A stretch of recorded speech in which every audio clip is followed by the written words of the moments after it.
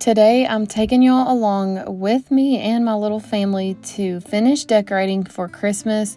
We decided to put the tree up together as a family over the weekend, so you're going to see us doing that first. This video is kind of broken up into a couple different days, so you'll see me wearing two different sweatshirts. So just know that that's because it took us a couple days to get everything done. I also have an amazing gumbo recipe that I'm going to share with y'all.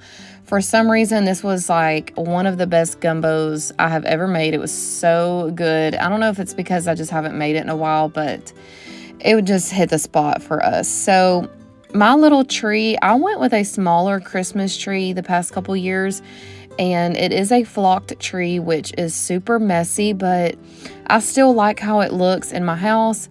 And I went with a smaller tree because the big trees they just take up way too much room. And when I bought this house, I just don't have as big as a living room as I used to have. So anyways, we're still loving it. We're just gonna fluff it up and get it looking nice and fluffy before I let the kids start putting the ornaments on it.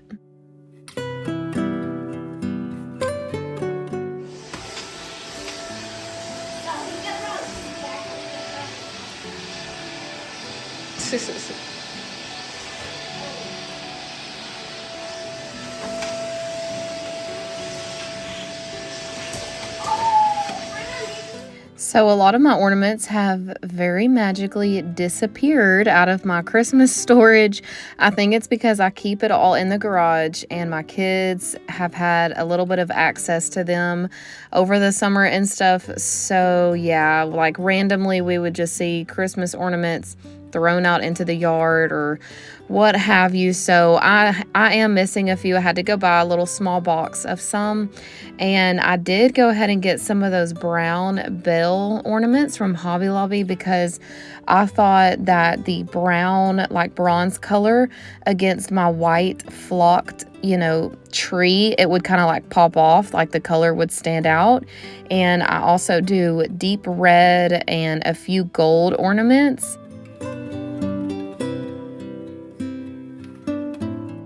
How many of you remember when I thrifted the tree skirt at the bottom? I think it looks so much better than the one I had last year. The one I had last year was like gray, and this one just looks so much cuter in my house. So yeah, when we plugged it in, we noticed the top section of the pre-lit lights was not working. I think that this happens to almost everyone who owns a pre-lit Christmas tree. I have not had this tree but only 2 years now, and it's already starting to mess up. So I don't know what the deal is there, but the top section, the bulbs were just like burnt. So maybe I left it on for too long, too often, and just burnt them out. I don't know, but we found some extra strand of lights and Josh wrapped it around up there, and you really can't even tell the difference when everything is put together. It all looks like the same lights.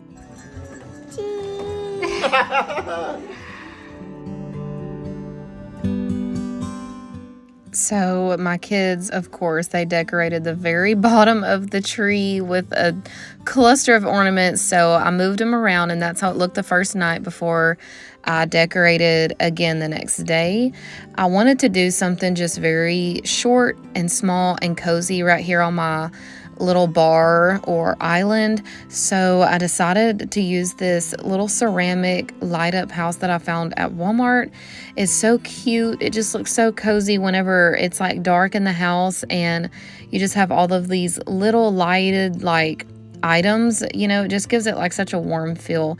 And I found these little ceramic trees at Burlington, and I thought that they matched the little house perfectly. So I just made like a little vignette, I guess you could call it, and I just think it's super cute and simple.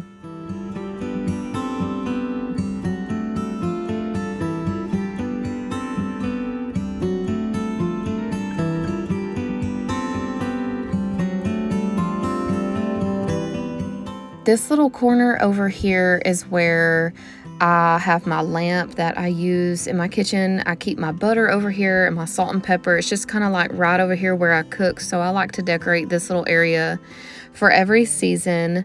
I thrifted a Lennox Christmas plate a few months ago, if y'all remember that, and it shattered, and I was so sad because it looked like this. Well, my mom was getting rid of this plate, and I thought, oh, that'll be perfect. So I took that from her. She gave it to me, and I wanted to use it in this little corner. So it's just going to be a little plate that I stack my candle on. I found this little ribbed candle at Hobby Lobby. It smells amazing, by the way. And then I'm using my little thrifted Santa Claus here that I found for $1.49. If y'all remember him, I got him a few weeks ago. And then I found this Recipe to Be Merry cutting board little ceramic sign at Walmart, and I thought that would be really cute over here in my kitchen. So this is how this little area turned out.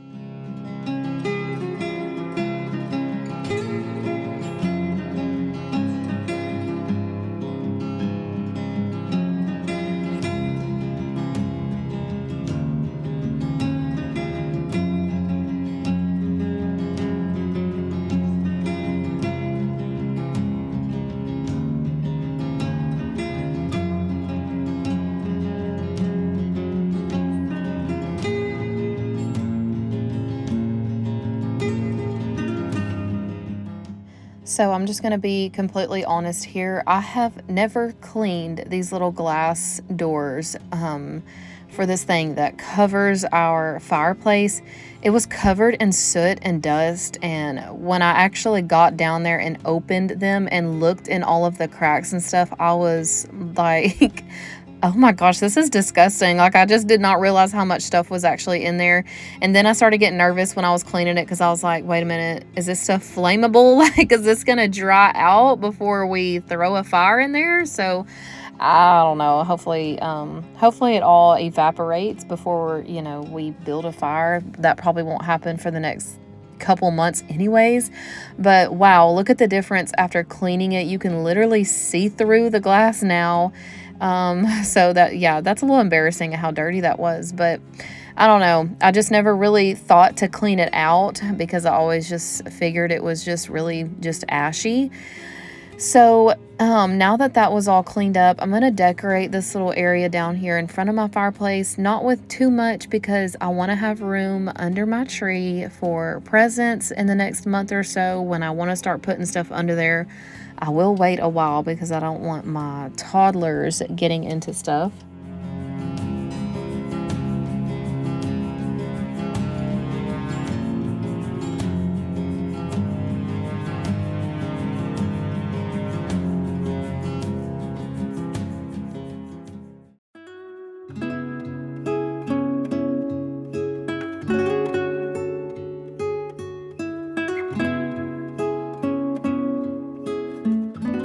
This little gold star garland is such a good piece. I use this every year, and I always put it right here on the white part of my mantle because it just brings out some warmth with my brick, and it's just like the perfect gold color to add to my mantle. And this is also where I'm going to hang the stockings.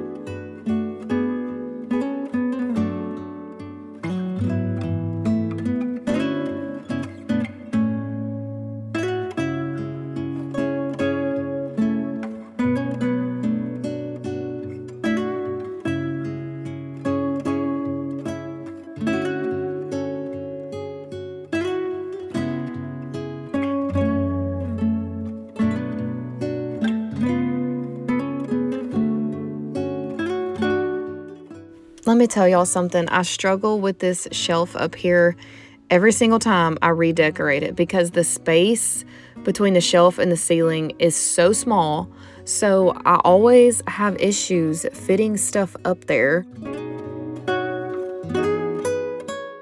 So I was trying to find a way to make my little milk and cookie sign like elevated so you could see it, and I stacked it on top of some transferware that I was not using so you can kind of see it a little bit. And I just added the little battery powered lights up there.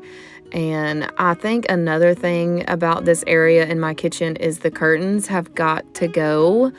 Up close, it is a very cute pattern, but the color throws me off all the time. Really, the only time that they looked okay was just recently for fall, but like all other seasons, they just look like orange curtains to me, like from far away. So I just haven't had the time to go shop fabric or even look around for some cafe curtains, but I think if I can get those switched out, I will love this window and this shelf a little bit more.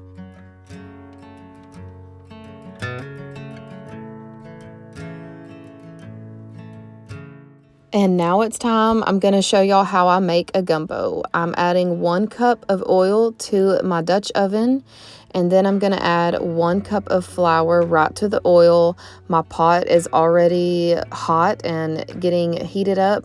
So you're going to mix the oil and the flour. This is how you start a roux.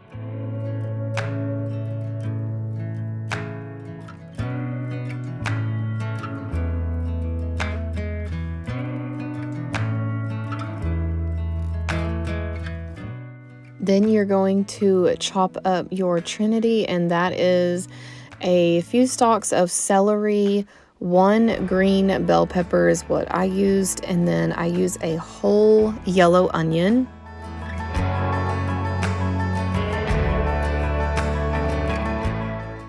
I had Josh help me in the kitchen this day because my wrist was hurting, so I asked him if he could debone our rotisserie chicken. You can use a few or a couple chicken breasts if you want and drop it right into your pot and let it cook down. But for convenience, I just like to get a rotisserie chicken, pull all the meat out, and add it right to the pot. It is just so much easier for me. So you're going to keep stirring your roux. This is a very slow process, especially if you're trying to do other stuff at the same time. I will adjust the heat if I get busy, turn it down, come stir it. But you want to never leave it for too long so it does not burn. And then you're going to saute your trinity in a pan with some butter.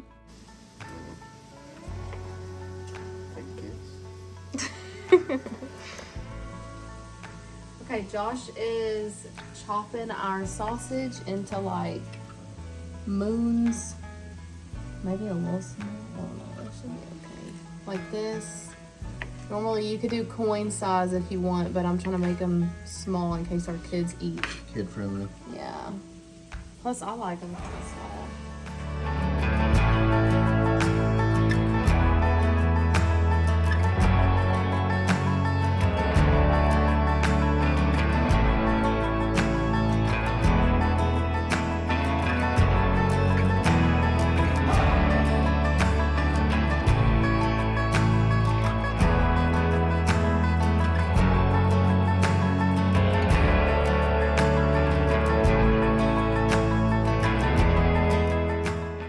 After your trinity is over here cooking for a little while, I like to season mine up. I just add a little bit of Cajun seasoning to it and stir that around, let it cook inside the vegetables.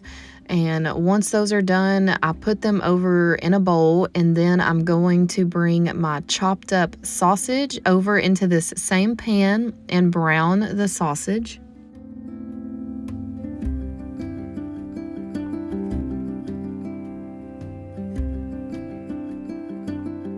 This is what you would probably call like a peanut butter roux, but this is not the kind of roux we need for a gumbo. We need it to keep going. You want it darker than that. You want it to look like as dark as a Hershey bar, like a milk chocolate color.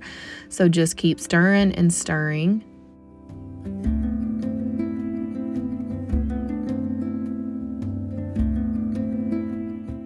And there she is. This is where I'm going to stop my roux. You can see it starting to get smoky too, so I pushed it back off of the heat, poured my vegetables right into the roux. You're going to get awesome flavor like that. Pour your sausage in there, and that's garlic I had added to the sausage because I forgot to add my garlic earlier. So I just cooked the little minced garlic with the sausage, pour everything in there, and let that start cooking down because then you're about to start adding all of your liquids. I had homemade bone broth that was in the freezer.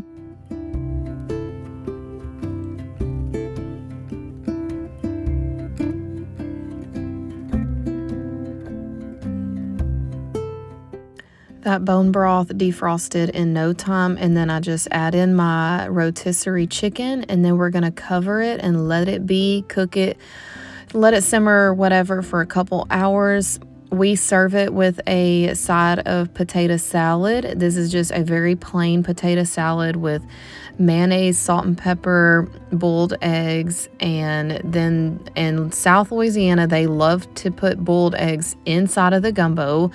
I don't make the rules, okay? When I married Josh, this is how they ate it, so that is how I cook it for him. And don't knock it till you try it. It's actually very good. And then, of course, we always have rice to go with it. It was so delicious. I seriously think the homemade bone chicken broth is what made it even better this time. There's Josh's bowl, and this is mine. It is so good, y'all. Do not knock it. Do not knock it until you try it. I will try to post the recipe in the description. Hope y'all have a great rest of your week. Thank y'all so much for watching.